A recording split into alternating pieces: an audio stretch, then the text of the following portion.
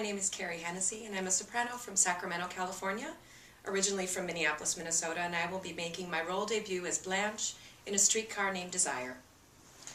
So I grew up in Minneapolis, Minnesota, and went to one of the smaller colleges in town, or not in town, right out of town, and it was a branch of the University of Minnesota in Morris, Minnesota, teeny little prairie town. But what was great is that getting my vocal degree, I was able to sing anything and everything I wanted.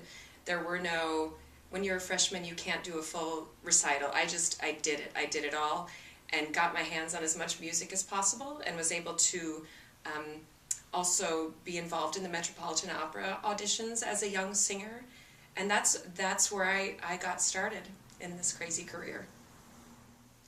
Directly out of college, becoming an opera singer is sort of a scary little journey. So what happened with me is that I was lucky enough to have some really great contacts in the business just from doing the Metropolitan Opera auditions.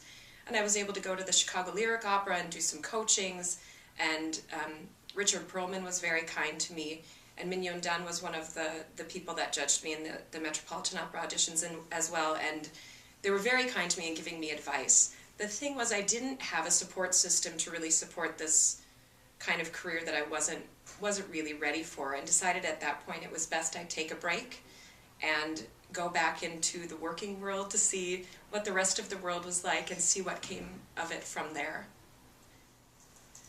Getting back into the world of singing was an interesting way about it. I didn't go to any young artist programs, I didn't get my master's degree.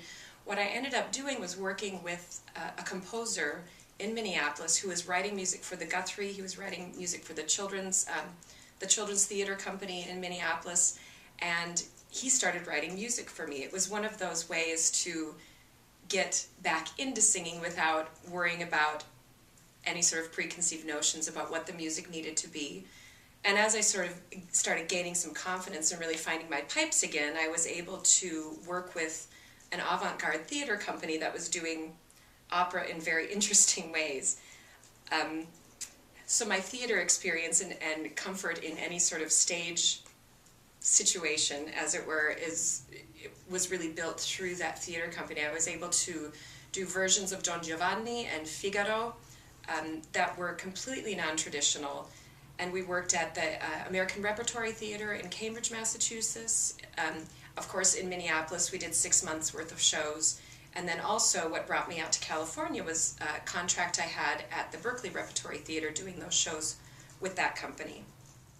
So outside of singing, it's such an all-encompassing art form. You really have to do a lot of reading, a lot of studying, a lot of singing. So there is some relief that's needed.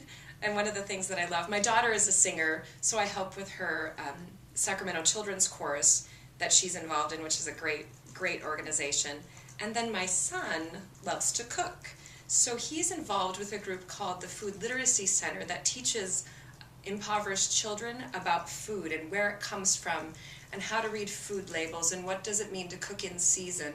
And he works with these young kids and has such a great time mentoring them and working all over the place doing food demos at the state fair, at the Farm to Fork Festival, and I kind of bring him around.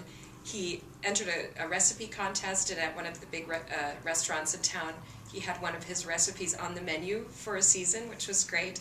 So that's sort of one way that we decompress in our house, is to figure out what's in the fridge and find something wonderful and tasty to make.